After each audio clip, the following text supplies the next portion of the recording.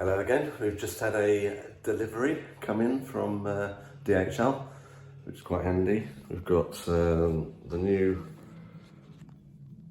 you have to get the full plate, you can't just buy the spring, even though the spring comes out. So I did get another spring and put it onto my plate, but this is orange dot, which means it's got a special tension in it, and the one I had was a grey spot, which meant it was a bit stiffer. Got some new brake pads as well. These they've machined a mil off because I had to sand them down, the old ones. So they're just spare ones, those brake pads. I've had this is a Transit, an old Transit heavy duty release bearing. This one is off a Simitar GTE heavy duty release bearing, and they are pretty similar. This is my original release bearing, the one that's seized up. So unfortunately I can't find the bearing that just pops off and goes onto the bearing holder, but it looks to me like this has been machined and it's had a bit of the thickness taken out of it to allow it to fit over the input shaft of the gearbox. So as it is at the moment, both of these new ones I've got, the Simitar and the Transit, are very similar in shape and size. So these are 0.5 mm bigger, narrower than they need to be. So what I think I can do is get this end in a lathe and then just take 0.5 mm off this inside, like they've done this, but not as much. And then the problem I have with the clutch arm, that used to fit on like that through the grooves. These ones, it's easy to show you with the arm on the top. Yeah, it's not. So what I've got to do,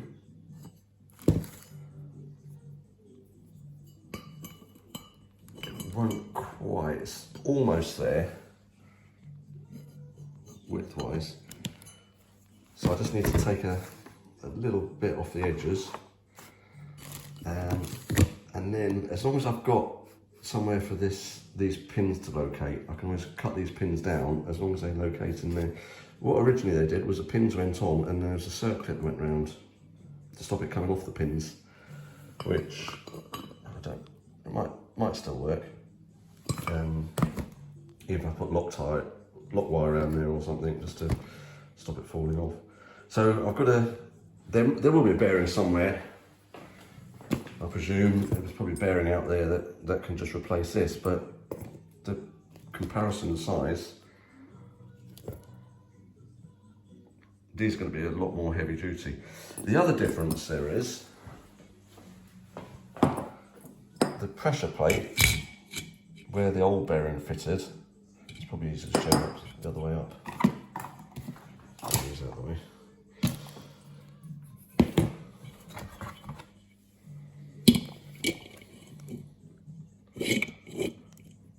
So that's pretty much on the edge of the fingers, which will have quite good leverage, whereas this one,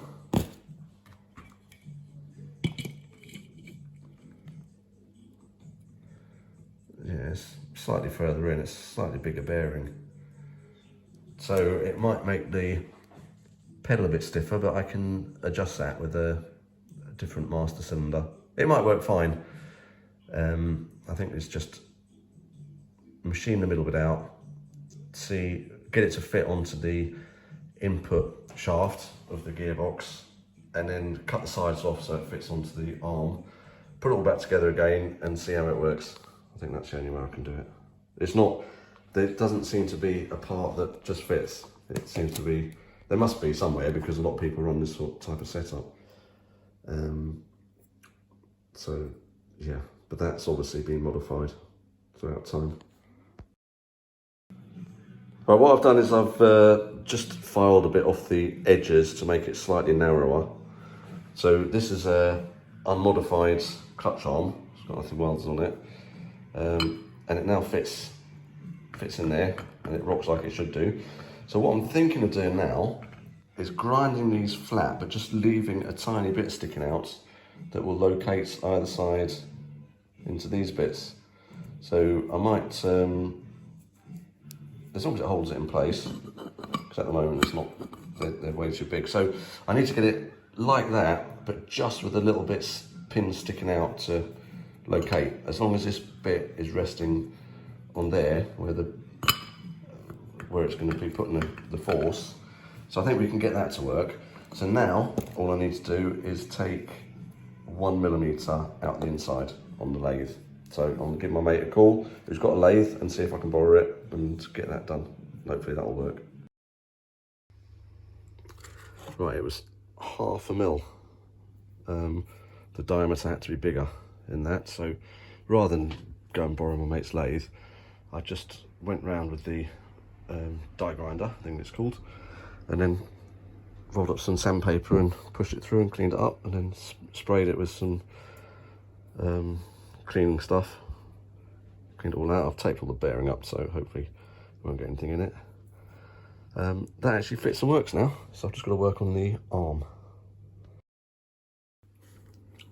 These have been filed down by hand to make them fit inside the clutch fork, but the inside was 1/2 mil too narrow. So we used the Jersey Tim 100 lathe, which is that, followed by a bit of sandpaper to clean it up, and that fits fine now. Slides over the input shaft and bearing of the gearbox. And then we had an issue with, there's not much left here for locating the pins to stop this rotating. So we used the Jersey Tim 100 milling machine. There it is, handy tool that. Yeah, so I'm gonna have to just put little rounds on the, they're currently square ends on the bits that stick out on the clutch fork that I modified. So I might have to take a little bit more out of them. I'll see how that works and then do that one, so I've got a spare then. If anything does happen, I can just swap it over rather than having to work out how to do all this again. Now I've modified these were actually M8 bolts that I cut down. So